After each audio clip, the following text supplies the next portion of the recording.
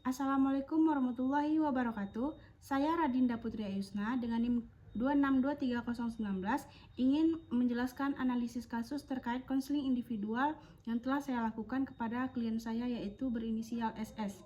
SS merupakan seorang mahasiswi semester 6 yang mengalami kecemasan, kebingungan, serta ketakutan terkait setoran hafalan 30 juz kepada dosen pengampunya atau dosen pembimbingnya. Pada semester 3, SS mendapatkan informasi dari dosen PA-nya bahwa ia tidak perlu melakukan setoran ulang karena sudah memiliki sertifikat tahfiz di asrama, tapi belum mendapatkan tanda tangan musrifahnya. Namun seiring berjalannya waktu, pada semester 6, dosen PA SS meminta seluruh mahasiswa melakukan tes kembali setoran hafalannya tanpa terkecuali. Kondisi tersebut membuat SS merasa terkejut, panik karena sudah lama tidak murojaah lagi. Selain itu, SS juga kadang menghadapi tugas akademik lain seperti pengajuan judul skripsi, KKN, persiapan KKN, serta tugas-tugas lainnya. SS merasa takut target akademiknya tidak selesai tepat waktu sehingga menimbulkan rasa sedih, kebingungan, kecewa, dan tidak semangat lagi untuk melakukan proses perkuliahan. SS juga sering menangis sendiri ketika memikirkan masalah tersebut.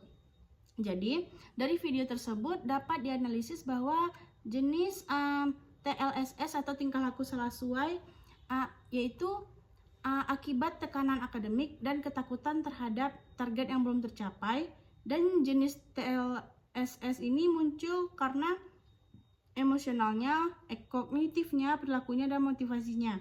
Secara emosionalnya, SS mengalami kecemasan, sedih, bingung, takut, dan kecewa, dan secara kognitifnya, SS memiliki pikiran negatif seperti merasa dirinya tidak mampu menyelesaikan setoran dan takut gagal mencapai target akademiknya.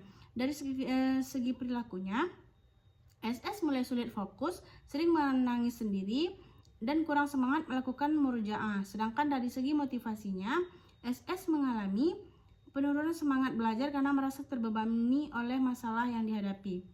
Terus saya juga menganalisis dari analisis TFA, yaitu Talk, Feeling, sama Action.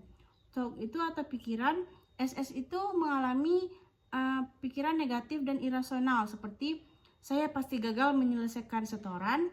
Terus juga SS juga berpikir saya tidak akan bisa sidang tepat waktu. Terus juga SS juga berpikir semua target saya akan gagal. Pikiran tersebut membuat SS semakin cemas dan sulit berpikir tenang. Terus yang kedua itu dari pikirannya muncullah feeling atau perasaannya, turun ke perasaannya, yaitu yang muncul SS merasa cemas, sedih, bingung, takut, dan kecewa, khawatir yang berlebihan. Perasaan tersebut muncul akibat tekanan akademik dan ketidakjelasan situasi yang dihadapi SS. Terus ada action atau tindakannya. Dari pikiran dan perasaan tadi muncullah tindakan SS seperti menangis, sendiri, menghindari murojaah, sulit fokus belajar, terus bolak-balik menemui dosen PA-nya. Terus juga SS juga terlalu memikirkan secara berlebihan. Setelah itu, saya juga menganalisis faktor yang dibawa oleh klien atau SS dan konselor di video tersebut. Faktor yang dibawa SS yaitu faktor internal, meliputi rasa cemas, kurang percaya diri, tekanan emosional, serta pola pikir negatif terhadap kemampuan dirinya. SS juga memiliki target akademik yang tinggi sehingga mudah merasa takut targetnya tersebut terhambat. Faktor eksternalnya berasal dari tuntutan akademik, perubahan informasi dari dosen PA-nya, pengajuan judul, dan persiapan KKN yang membuat dia itu merasa takut semuanya tidak akan tercapai secara yang dia sudah targetkan. Terus ada faktor yang dibawa konselor, yaitu saya sendiri. Konselor atau saya sendiri membawa kemampuan memahami masalah SS, sikap empati, keterampilan mendengarkan, dan kemampuan menggunakan teknik konseling yang saya lakukan pada video tersebut. Konselor atau saya sendiri juga menunjukkan sikap menerima klien tanpa menghakimi sehingga SS ini merasa nyaman untuk terbuka. Selain itu, saya juga harus mampu menjaga kestabilan emosi agar proses konseling berjalan dengan baik. Terus juga ada analisis readiness klien dan konselor. Kalau dari faktor readiness kliennya, kesiapan kliennya itu terlihat dari kesediaannya untuk datang, mengikuti konseling, dan mulai terbuka menceritakan masalahnya yang dialami. SS juga memiliki keinginan untuk menyelesaikan setoran dan mencapai target akademiknya walaupun masih dipenuhi rasa takut dan cemas. Terus juga ada readiness counselor. Di persiapan atau kesiapan konselor ini, konselor terlihat dari kemampuan membangun hubungan konseling, memahami kondisi psikologis SS, serta menggunakan teknik konseling yang sesuai dan yang sudah saya persiapkan. Terus konselor juga atau saya sendiri juga menunjukkan kesiapan emosional dengan tepat, tetap tenang dan fokus selama proses konseling berlangsung. Terus juga ada pada aspek psikologisnya pada tahap konseling di kasus SS ini. Jadi di tahap pengantaran, di situ pada tahap itu SS terlihat canggung, takut dan bingung, dan juga konselor atau saya sendiri berusaha menciptakan suasana yang nyaman agar SS merasa aman untuk bercerita. Seperti yang setelah saya lakukan di video tersebut, saya melakukan pendekatan dengan cara menyapa, menanyakan kabar, serta juga perkenalan dan obrolan selanjutnya dengan SS. Terus di tahap penjelajahan, di situ SS mulai mengungkapkan rasa cemas, sedih, dan takut gagal menyelesaikan setoran JUS 30 serta target akademiknya. Terus di tahap penafsiran, SS mulai memahami bahwa kecemasan yang dialaminya itu dipengaruhi oleh pikiran negatif dan rasa takut berlebihan terhadap masa depannya.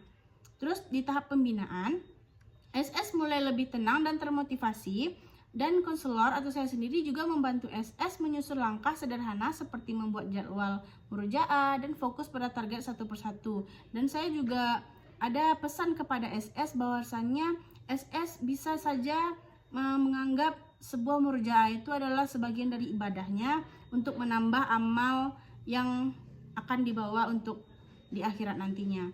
Terus tahap penilaian, SS merasa lebih lega dan lebih optimis, dan SS juga mulai yakin bahwa masalah yang dihadapinya dapat diselesaikan secara bertahap. Terus juga ada di karakteristik konselingnya. Di karakteristik konselingnya itu pada kasus SS yang bersifat pertama itu individual karena dilakukan antara konselor dan satu klien. Terus juga berpusat pada klien karena fokus utama adalah masalah dan kebutuhan klien.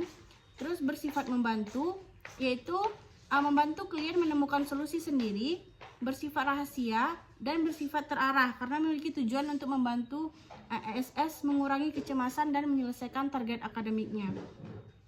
Terus juga dilihat dari dimensi konselingnya.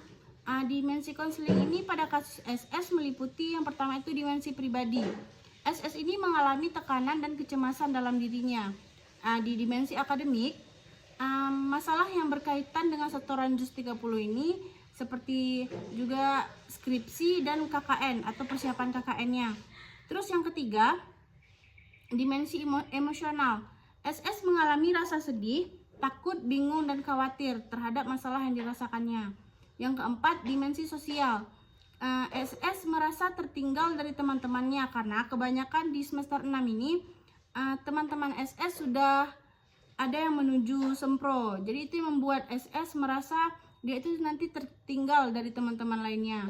Terus yang kelima, dimensi spiritual. Masalah yang berkaitan dengan hafalan Al-Quran yang menjadi bagian penting dalam kehidupan klien atau SS sendiri. Jadi dapat saya simpulkan bahwa kasus SS ini menunjukkan adanya tekanan akademik yang menyebabkan munculnya kecemasan, kebingungan, dan penurunan motivasi.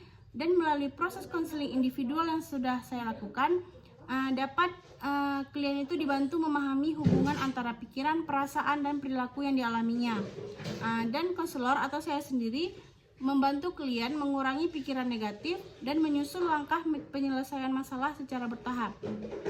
Jadi di situ dapat dilihat dari hasil konseling menunjukkan bahwa SS mulai merasa lebih tenang, memiliki harapan, dan lebih siap menghadapi tuntutan akademiknya. Jadi dapat sekian analisis video konseling individual yang telah saya lakukan. Dan saya akhiri dengan Assalamualaikum warahmatullahi wabarakatuh.